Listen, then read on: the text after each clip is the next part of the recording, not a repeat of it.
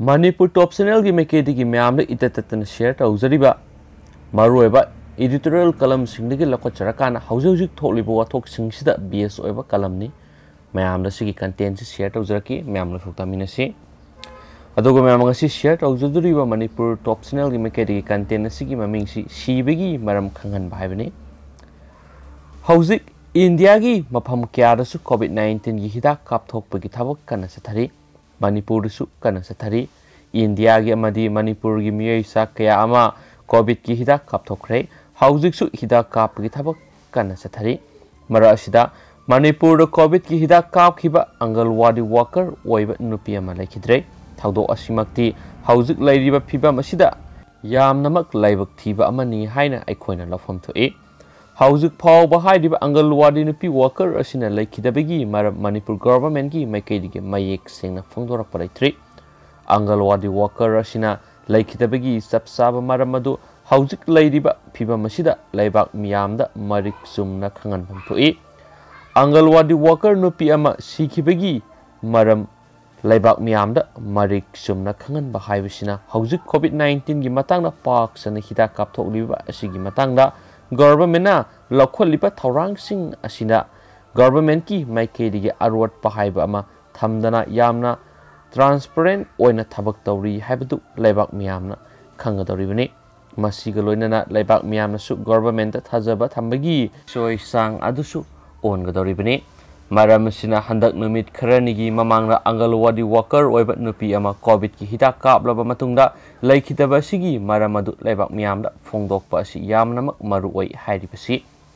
गवर्नमेंटना हिरमसिदा आइहेनबम Young थंबगी तंगाय फदबा लै हाइरिबसि हिरमसिगी मतंगदा गवर्नमेंटना मरिक सुंबा वाफम अदु लैबाक मियामदा मयेक सेंगना थमलबदी लैबाक मियामदा हौजिक Covid की हिदाक पाक सना कापथोकलिबसिगी मतंगदा गवर्नमेंट की मफमदा लैरिबा सिंगनबसिंग असिसु लोइनमा कोहनबा ngamgani हाइना खली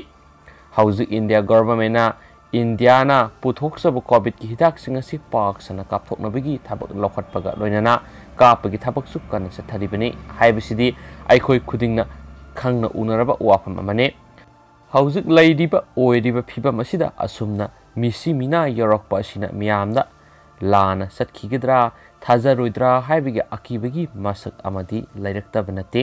मसिमक्ति गवर्नमेंटसु थोक्तनबा अवांगबा थाक्तो होनगदबनी लैबाक मियामदा कोविड के लैरिबि हिदाक सिंग हाइबदी कोविशील्ड अमसुम कोवाक्सिन की मतंगदा लाना पाउ सत्खिगदबसु होनफम थोइ मरमसिना कोविड की हिदाक कापलबा मतुंगदा अंगनवाड़ी वर्कर ओइबि नुपी अमा लैखिदबा अदुगी मतंगदा गवर्नमेंटना मरिक सुंबा वाफम अदु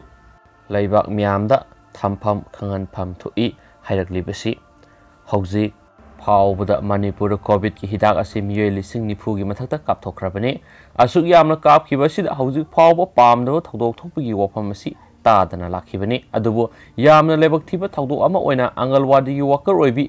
नौरिबि नुपी अमदी लैखिद्रे थौदोक असिगी मतंगना गवर्नमेंटना लुमना लौबगा लोइनना लैखिदबा असिगी मरमदु मणिपुर लेंगाना लैबाक मियामदा मयेक सेंगना थंफम थोइ मरमदी हौजिक हिदाक कापलिबसि वॉलंटरीनी मरमसिना हौजिक कापलिबि हिदाक असिना लैबाक मियामदा कोविडतगी ngaktokpa ngamgani haibagi wakhal adu phawonanaba honafam थोइ Matang असिदा पंजनिंगबु वाफम अमना हौजिक हिदाक कापलिबा सिगी मतंगदा लैबाक असिगी लैरिबा पॉलिटिकल लीडर सिंगना मांग थादुना हिदाक कापथोकपगी मथौ अमदि तारी हाइना खली लैरिबा पॉलिटिकल लीडर सिंग असिना वॉलंटरी ओना थोलक्तुना हौजिक चथरिबा कोविड की हिदाक कापगी थबा असिदा याउसिलगलबदी कोविड की हिदाक असिदा लैबाक मियामसु हेना थाजबा थमलकनी हाइना खली हौजिक कोविड-19 पॉजिटिव ओइबगी मसिंगदी हानगी यामना साथीना हंथरे हाइबा यारे मतम खरगी ममांगददी मणिपुर नोमगी मनुंगदा मियै सनी की मथक्ता पॉजिटिव ओइरमलबनी अदुबो हौजिकती पॉजिटिव ओइबगी सांग अदु अदुकी मतिक हंतखरे पॉजिटिव ओइबगी सांग असि असुकी मतिक हंतखरे पॉजिटिव ओइबगी सांग असि असुकी मतिक हंतखरे हाइरबसु आइखोइना हौजिक कोविड की मतंगदा गवर्नमेंटना पीरिबा गाइडलाइन सिंग अदुदि इंदबा यादरी मसिगा लोइनना कनागुंबा मना कोविड की हिदाक कापथोकलुरबसु कोविड की मतंगदा पीरिबा चना काउनलोन सिंग हाइबदी फेस मास्क उपा social distance ngakpa personal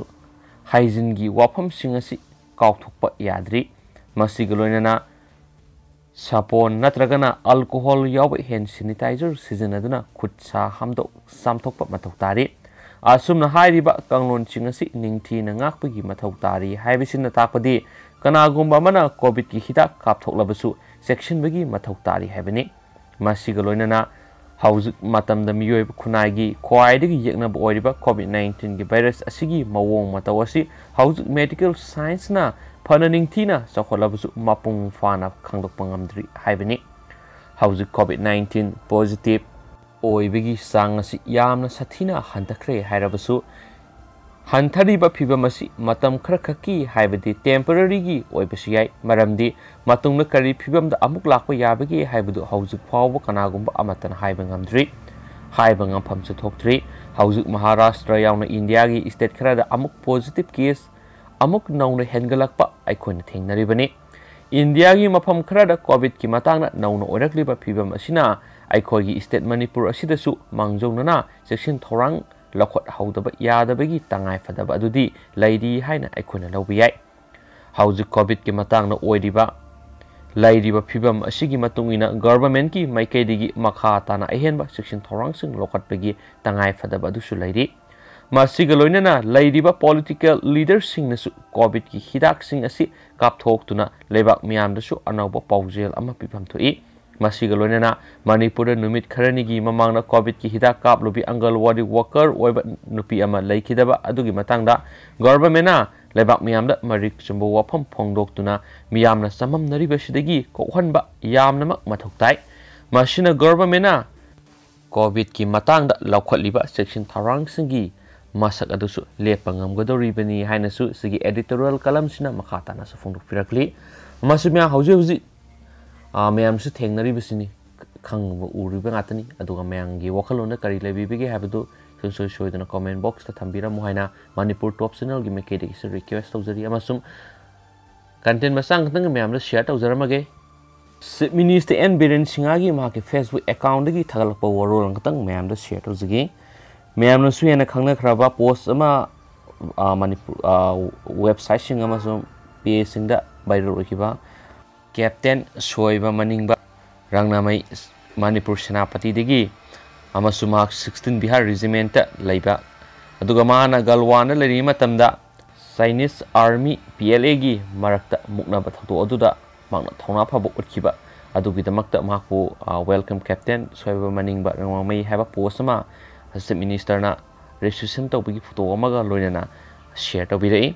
adugo me huziki oinadi matang aseda loisinjarage adugo yaribe makai hore nungdaram phongba pawse singdagi anauba I pawsing mem soidan update pijrake mem adu phongai mineral share manipur top channel gi meketi request tawjari thank you